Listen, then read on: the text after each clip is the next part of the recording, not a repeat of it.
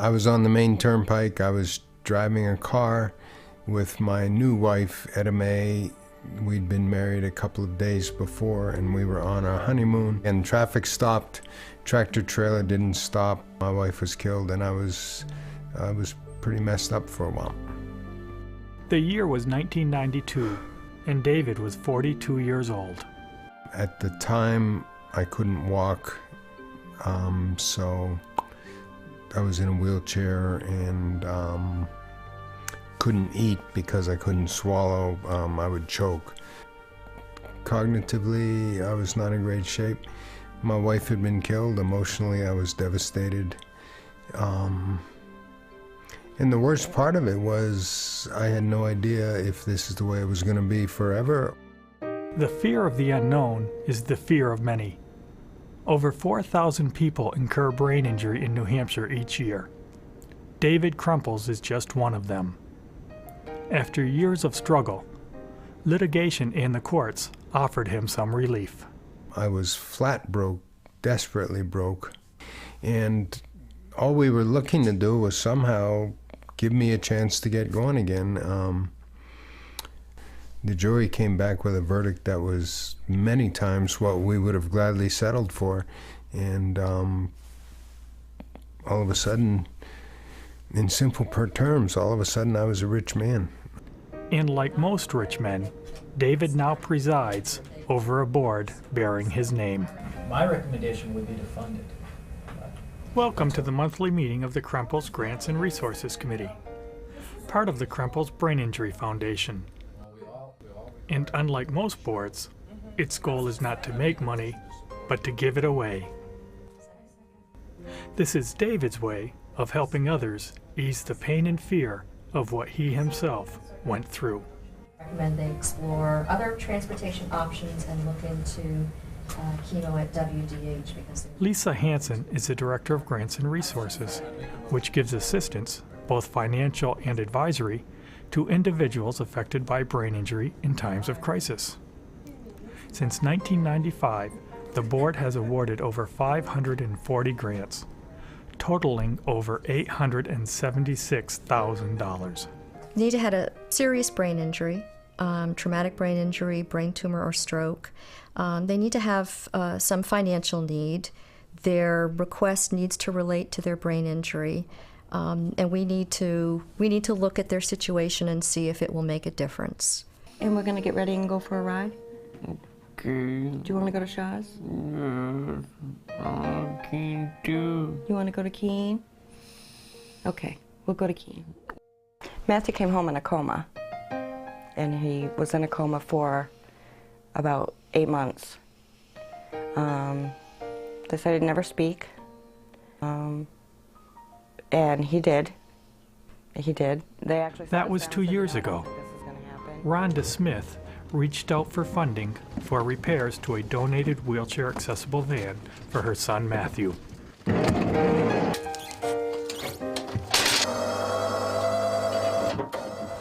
The van has helped, oh God, because we didn't have that for like the first 6 months when he was out of his coma. So like if he need just to go to a doctor's appointment, we had to call an ambulance. He likes going for rides. Is that better? That's better? budget for March is... To keep operating costs down, Lisa works part-time. Helping her keep her head above water is a steady stream of University of New Hampshire social work interns. The application is back in November.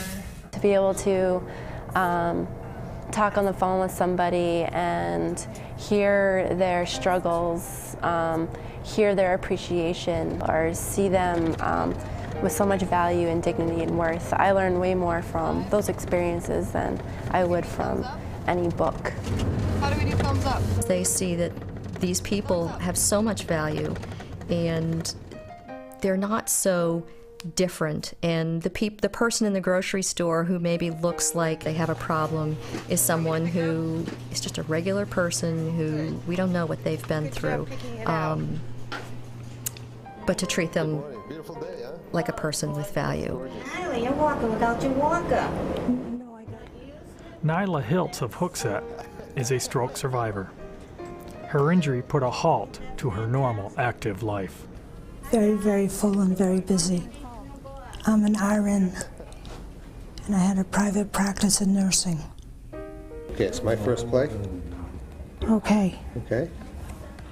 Nyla's husband, primary caregiver, and cribbage partner George reached out to Krempels for help with respite care and a walk-in shower.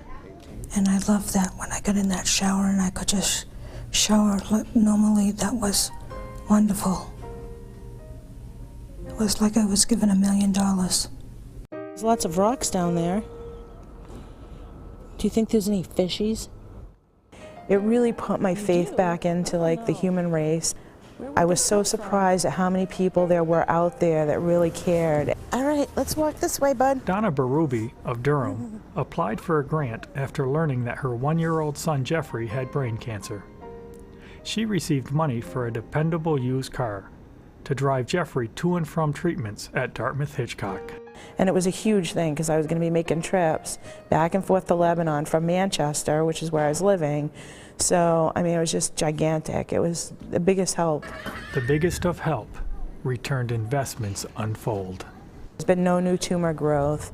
He'll still have to have an MRI once a year for the rest of his life, but yeah, he's doing great. He's doing awesome, better than any of us could have expected. Go! Have you gotten Ashley's grades yet? No. When do your grades come out? Tomorrow. Yeah. It's really good to have friends and family because you can't, like, do everything yourself. At 10 months old, James Sorbie of Moultonborough was diagnosed with a very serious brain tumor. Fortunately, James recovered, but unfortunately, he had health complications when he was 12 that required him to stay home from school for an extended period of time. His grant helped him maintain his schoolwork. I like to thank them because they gave me a computer and they really helped me along. If I didn't have the computer, I would have probably had to stay back. James is applying to several colleges to study psychology. Because I want to help kids like me and help with their problems that they're having. We can't take away the pain. We can't make them able to meet all their expenses for the rest of their lives, but we can give them a little hope. We can give them support. We can show them that we care. And even if we can't financially help someone in the future, they know that they have a place where they can call and connect. You never dream that it's you. It was me. It is my attorney's daughter. It is the people that you work with, your parents. It is far more prevalent than people realize, and it's a matter really of giving back to the people who are around us, to our own community. What do you think's making the bubbles bubble?